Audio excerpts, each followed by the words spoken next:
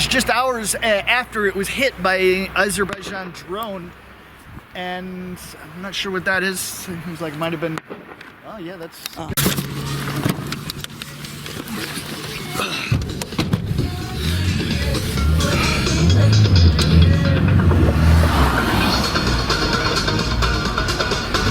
So we just heard a couple of shots as... So right now we are leaving the area of Stepanakert, the capital of the Republic of Artsakh, and we are heading in the direction of Shushi, which is controlled by the Azerbaijan government, and we are going to be taking the corridor through the Lachin region, which the region itself is to be turned over to the Azerbaijan forces just in a matter of days on the 1st of December. So we're going to see what the situation is like here on the road, what the people have to say about the situation, and who is controlling this area. Is it the Russians? Is it the Azerbaijanis? Is it the Armenians? Is it the Republic of Artsakh forces? We will see here, because we're bringing you all of the facts here on the ground as we get them ourselves. So please like this video, subscribe to my channel, share it all across all social media, and remember, I'm an independent crowdfunded journalist, so you can support my work with the link in the description.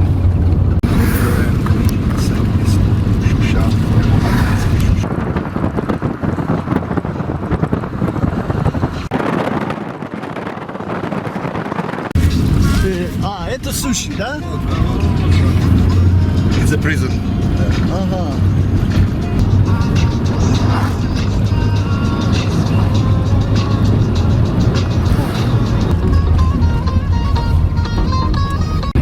So we made it through the Russian peacekeeping checkpoints. There was 2 of them there, right on the edge of Shushi. So to the left of us right now is Azerbaijan-controlled territory. We're gonna have to see what's up ahead on the road in front of us and see how this road, as I said, is controlled. But we've seen so far Russian peacekeepers and the representatives of the Red Cross here just outside Shushi. So we're gonna see what happens next. And we've just stopped on the road here just outside Shushi. You can see parts of Shushi on the top of the hill here. And this Smerch rocket seems to be unexploded here. This was launched on Shushi during the fighting from Azerbaijan-controlled territory on the other side of Shushi, and we can see it appears to be unexploded, but possibly it's not active right now because they have been launching, or they did launch, many of these Smerch rockets that were filled with cluster bombs that when the rocket is over the city, it breaks open and drops many bombs from it itself in the shell. So we're going to continue on now to find out as much as we can on this corridor.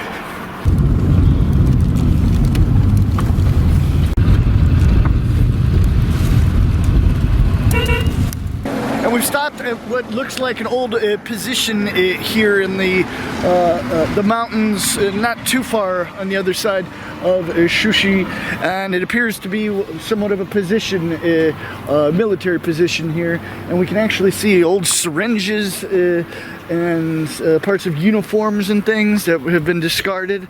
I'm not sure, were those syringes used for medical purposes or something else?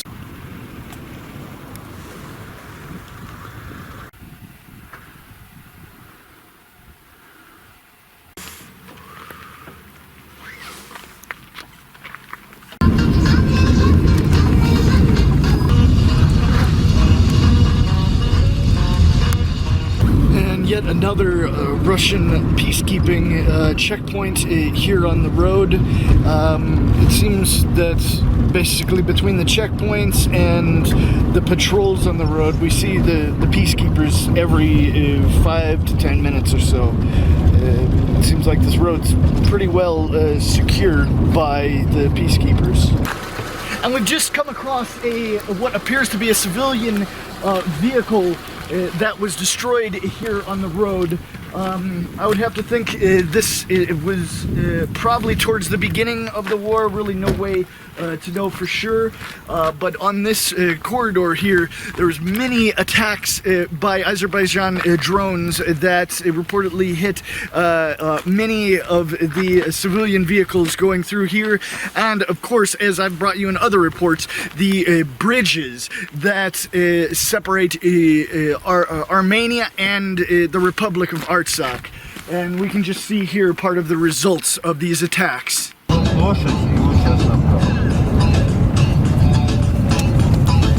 О. Как село называется?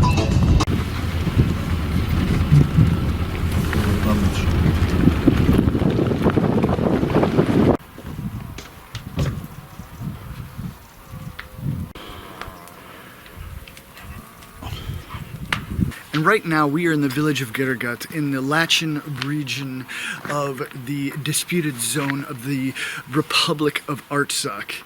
And right behind me is a home that has been set fire to, not by the fighting, but by the residents who live here.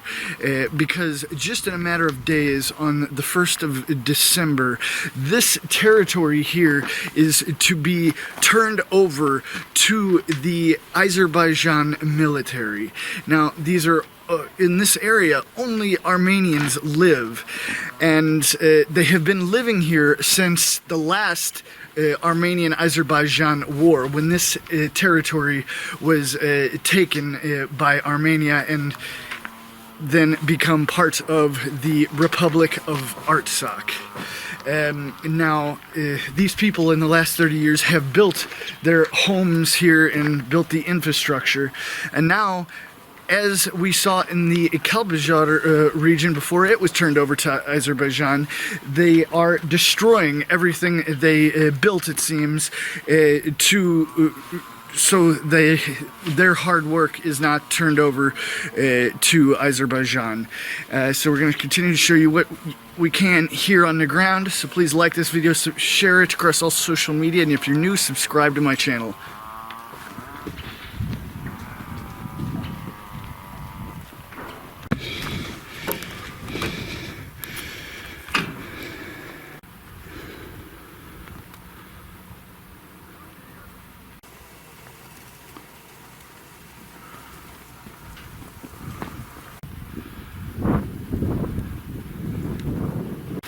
And we can see here just across the field one of the very old buildings here that I kind of expect was a Azerbaijan home before the first Armenia-Azerbaijan war. And as I understand, all their homes were either destroyed in the fighting or destroyed by the owners, like is happening now. And I mean, I say before the war there was Azerbaijan here, but no, in the old Armenian history, all this territory was Armenian, the Armenian kingdom. So it's hard to put a real finger on what's going on here. But the fact is, all these buildings that people are living in were built with the hands of the Armenian Artsakh people, and they're all having to leave now because of the trilateral agreement signed by Putin, the president of Russia, the prime minister of Armenia, and president of Azerbaijan. And now we're going to continue on, bring you all of the breaking information here on the ground, because these stories need to be told. Please like this video, subscribe, share it across all social media, and remember, I'm an independent crowd-funded journalist. I'm only funded by you, my viewers, so help fund my work. Не можем пару слов. Просто можете сказать, как обстановка здесь? Обстановка плохо. Да? Почему? Потому что мы уезжаем отсюда. Да? Да. Ага. Мне говорили, что Я слышал, что уезжаем все. Ага. И мы видели несколько дома горел. Дома горел. Да? Да. Я не видел. Там, на этой маленький поселок там. Там село есть, да. Да, дома горел. Не знаю, кто горели, не видел я это. Ага. И все люди уезжают сейчас? Да. Говорят так, уезжают. Все, вещи собрали и уезжают. До 30-го. И вы местный, да? Да. Как долго вы был здесь? Я 26 живу здесь. 26 лет. И это принцип как все, да? Да. Ага. И... Из 94-го года. Ага. После войны, да? Да. Because принцип тут был как Азер до войны, да? Да. Ага. И... это там, это старый дом, это был как Азер дома? Это было. Это Азер дома? Да. Ага. И все новые это как армянский, да? Армянский. Ага. И что? Все армяне стреляли тут. Да? Да. И до войны, до первой войны, армянский был здесь тоже вместе с Азером, или только Азер был здесь? Только Азер был. Ага, понял. И что вы думаете будет дальше? Дальше я сказать не могу, что будет. Кто знает, никто не знает.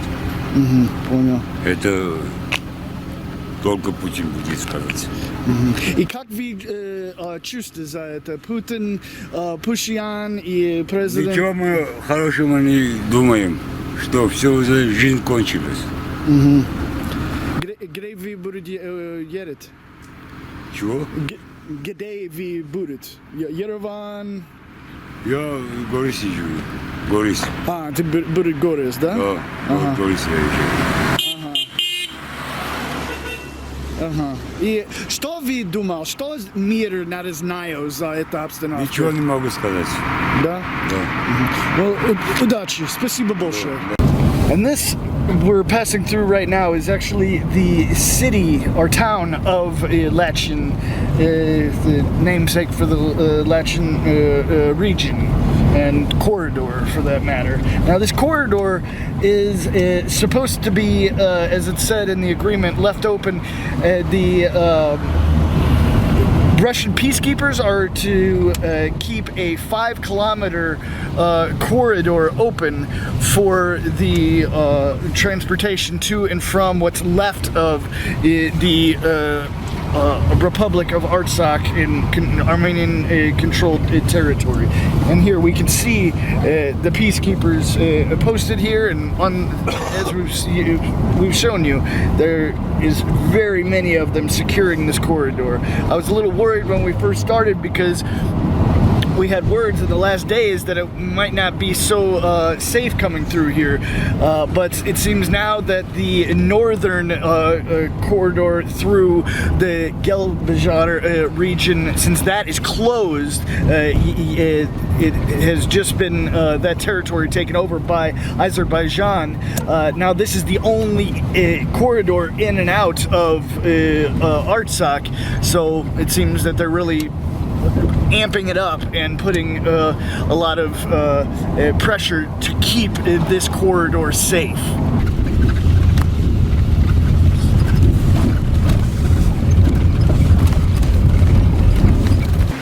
And we've moved on to just on the edge of the Lachin region, or the former Republic of Artsakh territory, or whatever you want to call it now. Azerbaijan's going to call it their territory here in a couple of days. Well, they already have, and they've been trying to take it by force. That's what started this war. These locations here, this bridge is one of the bridges that separate the Republic of Artsakh and the main Armenia territory. Now, these strategic bridges were targeted at the first days of the war and several times after that. It's been reported that this bridge was hit several times by Azerbaijan drones, and we can see here that some of the first attacks hit the edge of this bridge here, and from what we're told, this is the last attack on this bridge.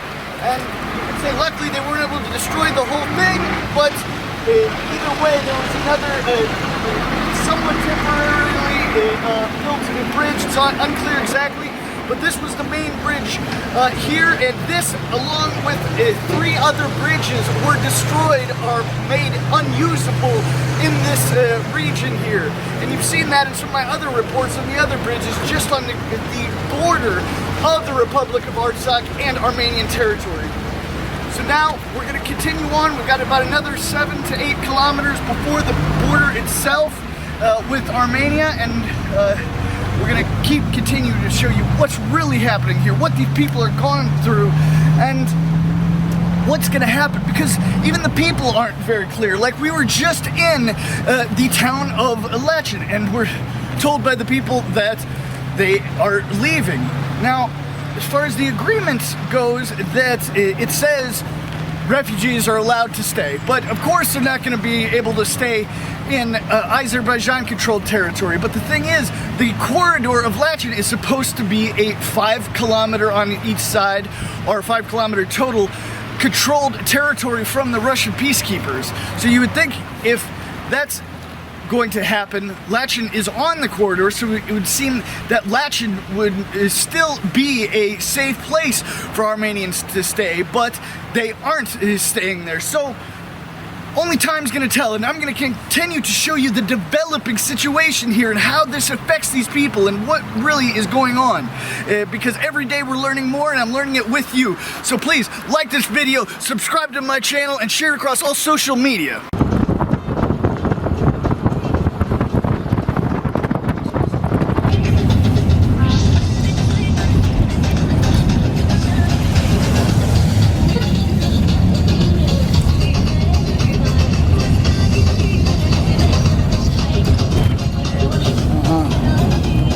Also, this bridge, this is border bridge.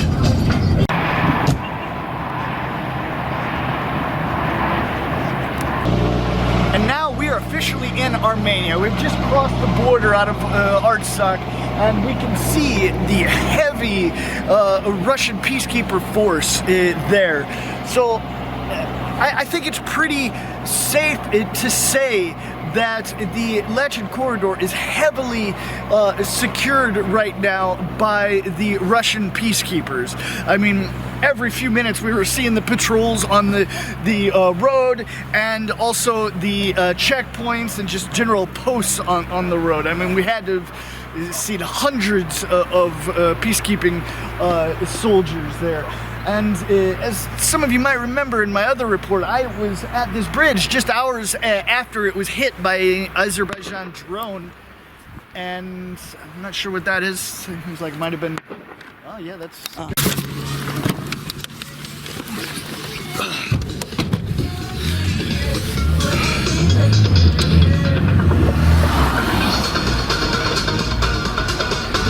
So we just heard a couple of shots as radio, пожалуйста.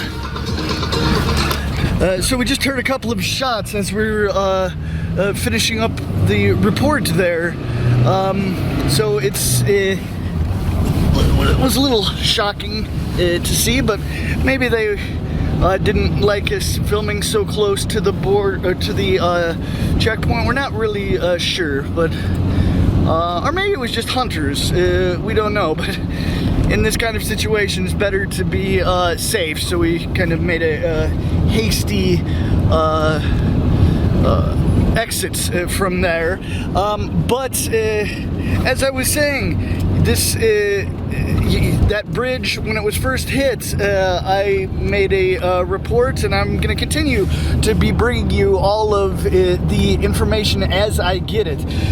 So make sure you stay tuned to my reports, because this is such a complicated situation here. We're learning it as it goes, because this area, as I said before, the first war was Azerbaijan people living, but before the Soviet Union, this was all basically part of the Armenian territory, Armenian kingdom. So and then it was given to Azerbaijan by Stalin, which upset a lot of the locals. So it seems to go back and forth many times.